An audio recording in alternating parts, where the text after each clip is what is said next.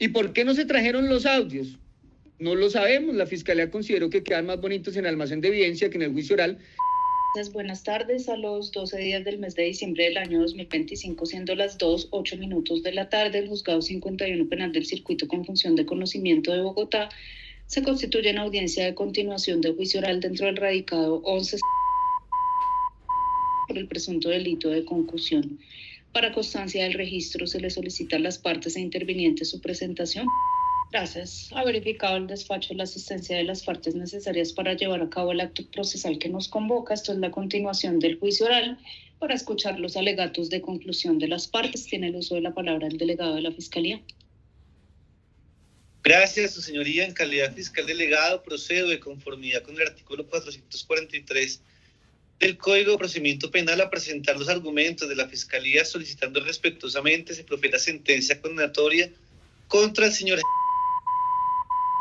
toda vez que se demostró, más allá de toda duda razonable, que es autor del delito de concusión previsto en el artículo 404 del Código Penal, al cumplirse los presupuestos del inciso final del artículo 7 y del artículo 381 de la Ley 906 del 2004, centrados en que existe prueba suficiente que permite el conocimiento acerca de la ocasión en que se cometió el delito y la responsabilidad penal del acusado, desvirtuándose la presunción de inocencia. Señora juez, la Fiscalía cumplió con su carga procesal en el presente juicio oral en hechos ocurridos entre marzo y julio del año 2018, cuando el acusado, en su calidad de patrullero adscrito a la SIJIN MEBOC y asignado a la URI Puente Aranda, abusó de su cargo para solicitar y recibir dádivas a cambio de información reservada, afectando gravemente el bien jurídicamente de la administración pública. Señora juez, esto se da con ocasión a lo que se probó a lo largo del juicio, toda vez que a través de los testigos que arribó la Fiscalía se puede determinar lo siguiente, y lo hago de una forma cronológica, toda vez que tenemos que el 17 de marzo del 2018 la analista de interceptaciones de Yesenia Guarín Wilches, adscrita a la sala SACON MEBOC, detectó una llamada entre alias Douglas y un funcionario que se identificaba como Andrés, quien laboraba en la URI Puente Aranda. En la conversación a Andrés le indica a Douglas que deben verse porque tiene información de interés. Esta alerta fue comunicada al capitán Omar Gilberto Moncada, jefe de unidad de la Fiscalía SIJIN MEBOC, quien ordenó seguimiento inmediato, conforme lo relató la analista Yesenia Guarín Wilches, lo que rindió en declaración. Tenemos que hubo un encuentro físico documentado, esto es que ese mismo día a las 15:06 se observa a alias Douglas llegando a la URI Puente Aranda esperando al funcionario y posteriormente reunirse con él. Las fotografías anexas en oficio presentado por Omar Moncada muestran al acusado saliendo de la URI con chaqueta oficial número 06923, caminando junto a Douglas hacia el restaurante Las Ollitas, donde permanece conversando antes de despedirse. Este encuentro confirma la relación directa entre el acusado y el objetivo interceptado en un contexto ajeno a sus funciones oficiales, conforme lo señaló el señor Omar Moncada en el informe que rindió y que fue incorporado a juicio. Tenemos igualmente, en cuanto a las interceptaciones, que es una prueba técnica, así lo considera la Fiscalía contundente, que las conversaciones analizadas por Yesenia Guarín revelan un patrón reiterado. Douglas le dice: va a llegar a Restrepo, traiga las 6:04. Y Alexis responde afirmativamente, evidenciando coordinación para recibir pantallas y teléfonos celulares. En otra llamada, Douglas le pregunta: ¿sabe la vuelta que le cayeron al apartamento y le cogieron 3? A lo que contesta: no hable por aquí, mándeme audio, demostrando intención de ocultar la conducta. Estas interceptaciones, reitero, ocurrieron entre junio y julio del 2018, confirmando que no fue un hecho aislado, su señoría, sino una práctica sistemática. Igualmente, conforme lo introdujo en el informe Edison Tibatá, el testigo Julio Ramírez Lozano, investigador del caso, reconoció al acusado en 4 plantillas distintas en álbumes fotográficos, afirmando que la persona que se encontró alias Douglas fuera la URI de Puente Aranda. Este reconocimiento se realizó bajo cadena de custodia y con presencia de autoridad judicial, reforzando su validez probatoria. Tenemos, en cuanto a declaraciones y corroboraciones, como lo señaló Omar Moncada, que confirmó que en entrevista que le fue informado en tiempo real por la analista Yesenia Guarín sobre la posible colaboración del acusado con el Douglas, y que se comunicó con superiores para activar la investigación, también con Juan Camilo Castro, quien relató que durante la investigación tecnológica se evidenció que el acusado filtrar información sobre procedimientos judiciales, lo cual, señora juez, coincide con las interceptaciones. Estos elementos materiales probatorios, como lo es el informe FPJ3 y FPJ11, elaborados por Jorge Luis Larrota y Esen Tibata, documentan la trazabilidad de la investigación, la solicitud de fotografías del acusado, la elaboración de álbumes, entre las demás actividades de policía judicial. Y todo este acervo probatorio, señora juez, converge en demostrar que el acusado abusó de su cargo para obtener beneficios indebidos, afectando la recta administración de justicia. Como prueba directa ingresada por la Fiscalía, se incorporó el extracto de hoja de vida del señor expedido por el Grupo de Talento Humano de la Policía Nacional, que acreditó su plena identidad de su condición de servidor público adscrito a la Dirección de Investigación Criminal Interpol, su cargo en cuanto a investigador criminal en la SIGME de Bogotá y su fecha de ingreso y ascenso 29 de septiembre del 2013 y ascenso 1 de marzo del 2014. Y este documento lo que acredita es la calidad funcional del acusado, elemento esencial para configurar el delito de confusión. En ese orden de ideas y aterrizando al análisis jurídico, señora juez, tenemos que se encuentra el análisis de la tipicidad, toda vez que el acusado solicitó y aceptó utilidad indebida celulares, abusando de su cargo, conducta descrita en el artículo 404 del Código Penal. La antijuricidad, toda vez que se vulneró el bien jurídico de la administración pública, afectando la confianza en la función judicial. La culpabilidad, si se tiene en cuenta que actuó con dolo, evidenciando en las reiteradas llamadas, encuentros y coordinación para evitar ser detectado. Y teniendo en cuenta pues la prueba legalmente obtenida, tanto las interceptaciones autorizadas judicialmente, informes técnicos y testimonios que resultaron coherentes con lo que la Fiscalía quiso probar en este caso. En ese orden de ideas, señora juez, conforme a la prueba legalmente obtenida en el juicio oral por la Fiscalía, la defensa, se cumplen a validar los presupuestos del artículo 381 del Código de Procedimiento Penal para dictar sentencia condenatoria atendiendo el principio de congruencia del artículo 448 del Código de Procedimiento Penal. Es una conducta dolosa, el acusado conocía que sus actos afectaban el bien jurídico de la administración pública y a pesar de ello quiso hacerlo. Ya lo señalé, lesionó sin justa causa el bien jurídicamente tutelado como es el de la administración pública. En ese orden de ideas, señora juez, solicito respetuosamente ante su despacho declarar la responsabilidad penal del aquí procesado como autor de delito de concusión, imponer la pena de prisión, la pena prevista de prisión, multa e inhabilidad conforme a los rasgos legales. Y en este orden, señora juez, la Fiscalía deja sentadas sus alegaciones de cierre para este caso. Muchas gracias. Gracias, doctor. Tiene la palabra la defensa. Muchas gracias, su señoría. Pongo de presente que, como es sabido por todos los profesionales del derecho, para condenar se requiere un nivel de conocimiento que claramente no es el mismo para imputar. El legislador puso ese estándar de conocimiento en un nivel muy alto al que denominó certeza. En el presente asunto es la certeza la que no vino, la que nunca llegó, es la gran ausente al final de este juicio. Aquí lo único cierto es que se generó un enorme desgaste para la Administración de Justicia, que tuvo que desperdiciar importantes recursos para probar una sola cosa, y es que el acusado es un miembro de la fuerza pública que al mediodía sale a almorzar. En la vista pública desfilaron diferentes testigos, es decir, hubo cantidad pero no calidad. Y la supuesta prueba reina del caso, que sería la señora Yesenia Guarín Wilches, de quien no solo quedó en duda su idoneidad con el cursito de 2 semanas que la convirtieron en interceptadora o analista de comunicaciones, lo que de entrada evidencia una falta de preparación real y seria en cuanto al análisis de las comunicaciones y que pone en absoluta discusión esa preparación que le permita explicar realmente con algún soporte el lenguaje cifrado. Fue diciéndonos que el acusado sostuvo una conversación con una persona conocida como Douglas y que acordaron verse personalmente.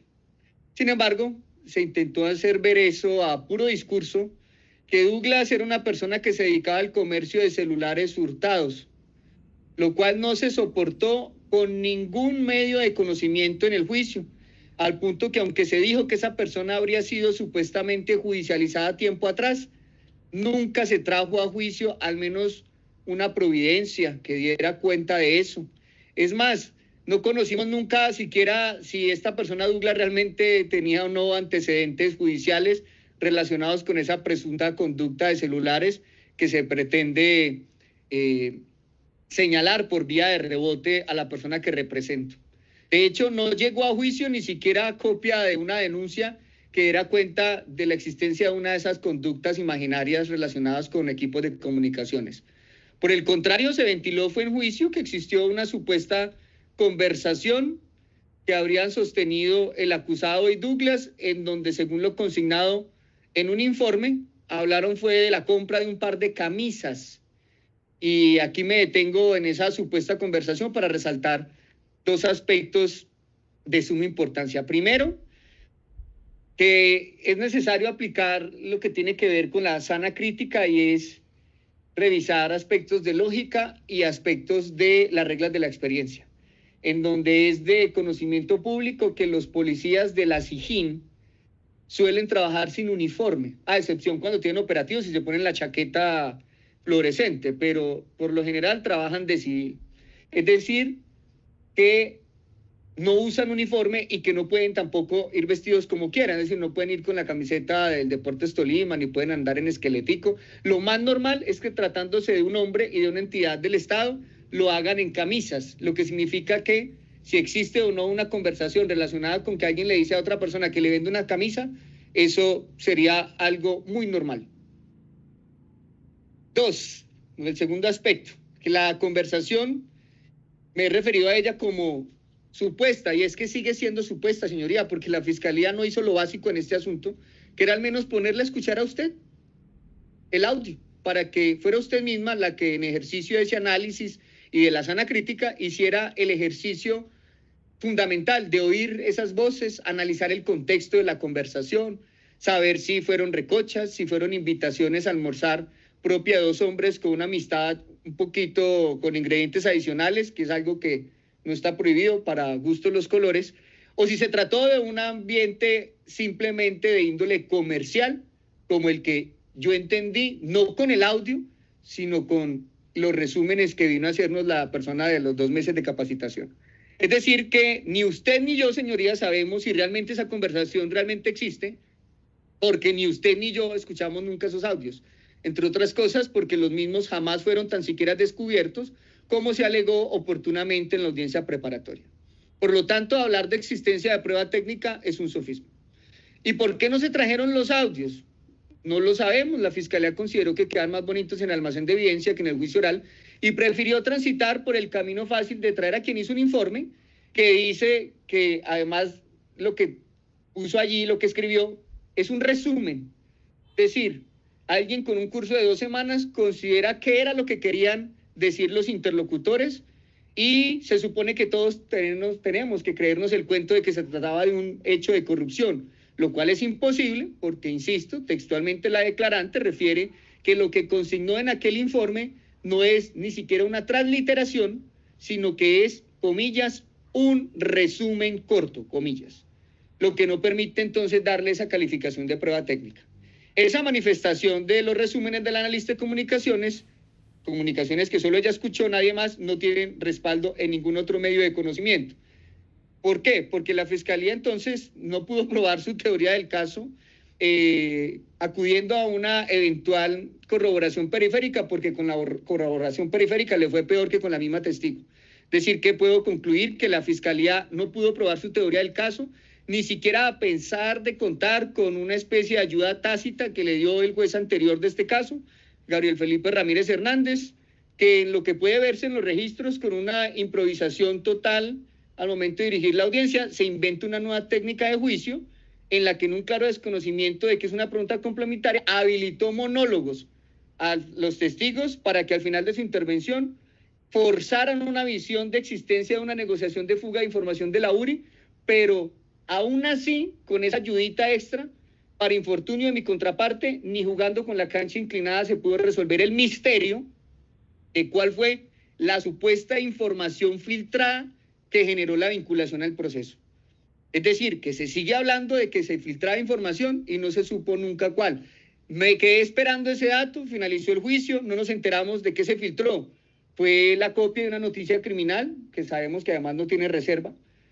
Era la copia de un programa metodológico, era alguna entrevista, era una foto íntima del acusado que alguien pudiera ver en horario laboral en la sala de audiencias. No lo sabemos, porque extrañamente se envió a un funcionario de policía judicial a que sin autorización judicial hiciera actividades de vigilancia y seguimiento al procesado y aparentemente a Douglas.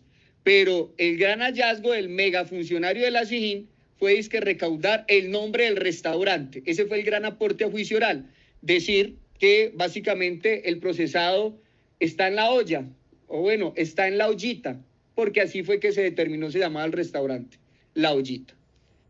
Pero esa olla entonces no quiere decir que el procesado estuviese jodido por la contundencia probatoria, sino que la conclusión de estar en la ollita es que estaba supuestamente almorzando allí, pero también hasta eso quedó en el limbo, porque ni siquiera se supo si realmente comieron algo.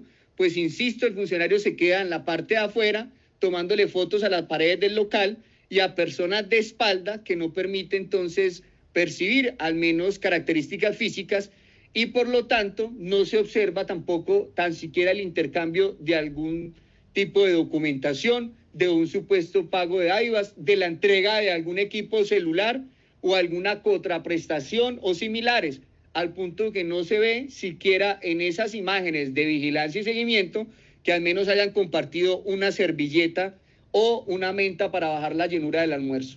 Se insiste entonces en que, a pesar de que se llevó un funcionario de policía judicial al lugar de los hechos, el miembro de la SIJIN manifestó a viva voz bajo grado de juramento que no vio nada, que no entró al restaurante, que solo se dedicó a tomar fotos, que muy seguramente podrán ser hasta instagrameables, pero en un informe de policía judicial requieren de más profesionalismo.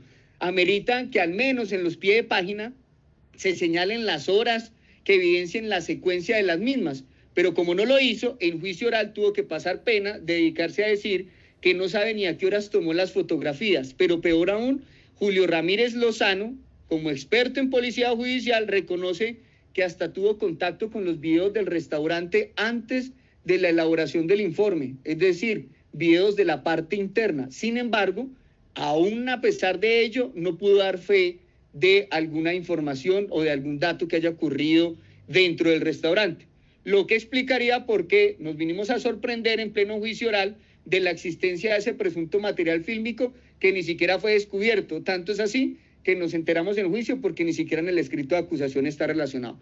Los demás testigos, señoría, pues se dedicaron fue a contarnos historias relacionadas con alias Douglas, persona que no está procesada en este asunto, a decirnos pues que él tenía algunas actividades al parecer ilícitas. Sin embargo, pues está proscrita la responsabilidad objetiva. Si él cometió alguna conducta, responderá él allá en sus diferentes procesos. Como no hubo datos de eso, no se pudo corroborar, no hubo información extraída de esos otros procesos que llegaran a el nuestro, y de tal forma que entonces cualquier manifestación, incluso relacionada con Douglas, se torna básicamente chisme.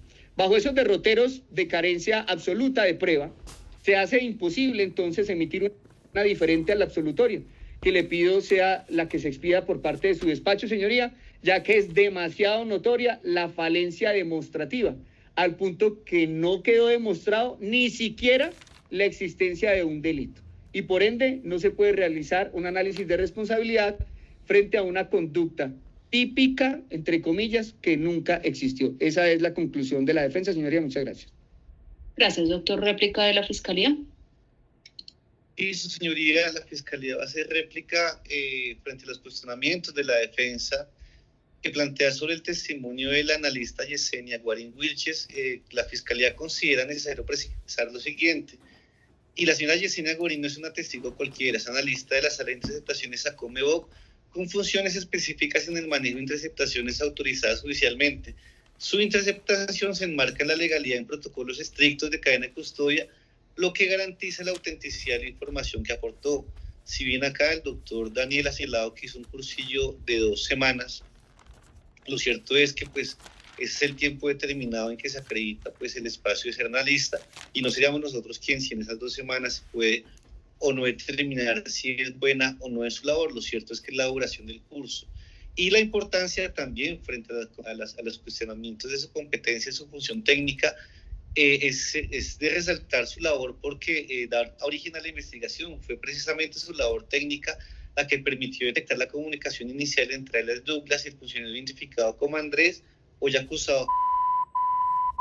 Y este hallazgo no es producto de rumores ni de apreciaciones subjetivas, sino de autos de interceptación bajo autorización judicial, lo que otorga plena validez probatoria. El testimonio de Yesenia se limita a describir hechos técnicos, fecha, horas llamadas, criterios de interceptación asignados, conversaciones donde se evidencia coordinación para encuentros y entrega de teléfonos celulares. Esas afirmaciones fueron corroboradas con informes documentales y registros de cadena de custodia, eliminando cualquier margen de especulación. Lo hecho por Yesenia no es un hecho aislado, coincide con las fotografías del encuentro físico aportadas por Omar Moncada, se complementa con el reconocimiento fotográfico por Julio Ramírez Lozano, se articula con los informes de La Rota y Tibata que documentan la trazabilidad de la investigación. Esta convergencia probatoria refuerza la credibilidad del testimonio y su relevancia para demostrar la conducta típica. La defensa podría insinuar falta de imparcialidad, sin embargo, la analista actuó conforme en cumplimiento de sus órdenes judiciales y bajo supervisión de la Fiscalía conforme a las normas internas de la entidad. No hay indicio alguno de manipulación o interés personal. Su rol estrictamente es técnico y objetivo. En ese orden de ideas, el testimonio, y así lo considera la Fiscalía, es pilar fundamental en este caso porque permitió descubrir la conducta ilícita desde su origen, bajo parámetros legales y con soporte documental. Pretender desvirtuarlo sería conocer la naturaleza técnica y cadena de custodia que lo respalda. Por ello, pues solicita se le otorgue el valor probatorio que corresponde y se considere como prueba directa y confiable para acreditar la responsabilidad penal del acusado. Y en este mismo sentido, frente a las consideraciones realizadas frente al testimonio de Julio Ramírez Lozano, enfocada a reforzar su credibilidad y relevancia frente a posibles, tenemos que Julio Ramírez no es un testigo ocasional, es un funcionario de policía judicial adscrito a la CIGINMEO, quien participó directamente en la investigación y la diligencia de reconocimiento fotográfico. Su intervención se realizó en cumplimiento de órdenes judiciales y bajo protocolos también de cadena de custodia, lo que garantiza la legalidad y transparencia de su actuación. Esto en cuanto al reconocimiento fotográfico múltiple y consistente. Señor Ramírez reconoció al acusado 4 plantillas distintas de álbumes fotográficos, afirmando de manera categórica y clara que esa fue la persona que se encontró con alias Douglas fuera de la URI de Puente Aranda. Este reconocimiento no es aislado ni ambiguo, se realizó en presencia de autoridad judicial con registro documental y firma del testigo, pues frente a los reconocimientos o lo que nos pudo señalar aquí en juicio. Y la declaración, igualmente, señora juez, de Julio Ramírez articula con las interceptaciones telefónicas de la analista Yesenia, fotografías del encuentro físico aportadas por Omar Moncada con los informes técnicos de Edison Tibata y Jorge Luis La Rota, y esta convergencia probatoria refuerza la credibilidad del testimonio y la relevancia para demostrar la conducta típica. La Fiscalía señalaría eso como réplica frente a las consideraciones del doctor Daniel en este asunto. Señora juez, muchas gracias. Gracias, doctor. ¿Contrarréplica de la defensa? Sí, señoría, muchas gracias. Lo primero que debo decir es que no entiendo de cuál cadena de custodia habla la Fiscalía en réplica. No sé si yo ingresé a la audiencia equivocada en juicio oral, porque en ninguna de las sesiones se ventiló la existencia de cadena de custodia alguna. En todo caso, partiendo de la buena fe, aunque los casos no se ganan con buena fe, sino con pruebas, resulta que imaginándonos que exista esa cadena de custodia, pues así habrá sido de buena esa cadena de custodia, que nunca se supo a dónde fueron a parar los audios. Sigue el interrogante en el aire. ¿Dónde están los audios cuando venimos ahora de una réplica a decir que existe hasta una cadena de custodia? Y entonces esto lo que me permite es en esta contrarréplica ratificar que estamos en un juicio lleno de rumores, porque los informes sí son meramente especulaciones. ¿Y de dónde se extrae que son especulaciones y no hechos ciertos? Pues de la sencilla razón de que no existe cómo confrontar esas manifestaciones. No hay nada que soporte que lo que supuestamente Yesenia escuchó sí sea realmente eso, lo que ella haya escuchado, y no que haya entendido mal o no que haya sacado de contexto la conversación.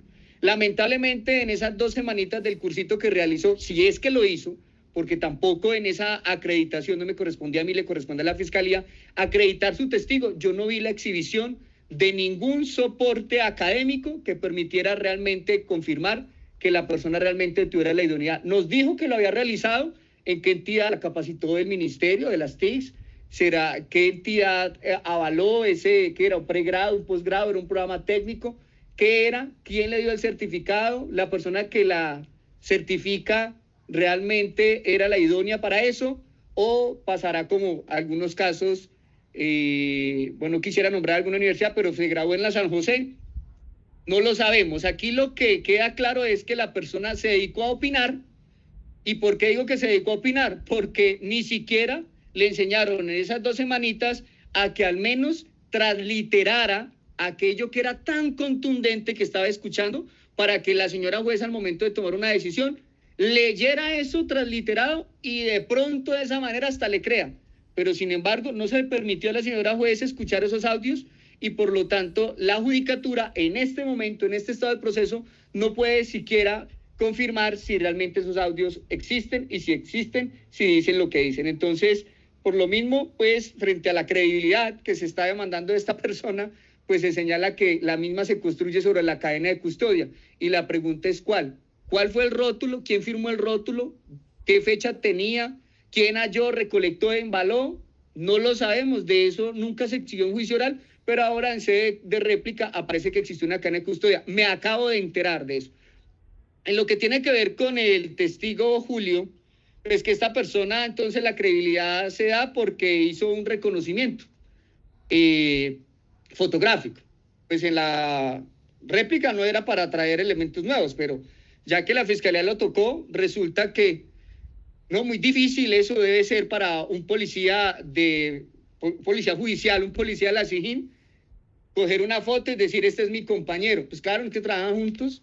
Entonces, pues es obvio que uno, por vía de fotografía, pues debe como mínimo saber quiénes son los compañeros de trabajo, sobre todo si son de la misma especialidad. Sería tanto como pedir un reconocimiento fotográfico de un juez de Palo Quemado a otro juez de Palo Quemado. En algún momento se han visto si en un evento. Por lo tanto, ese solo reconocimiento de decir, esta persona fue la que estuvo almorzando, no significa per se que eso se pueda convertir en una conclusión de recibir dádivas y mucho menos de fuga de información, porque sigue la pregunta, ¿cuál fue la información que se fugó?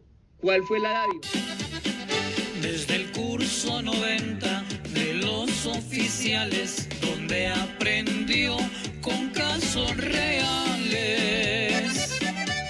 y su gran escuela, la policía, cómo ejercer hoy la abogacía.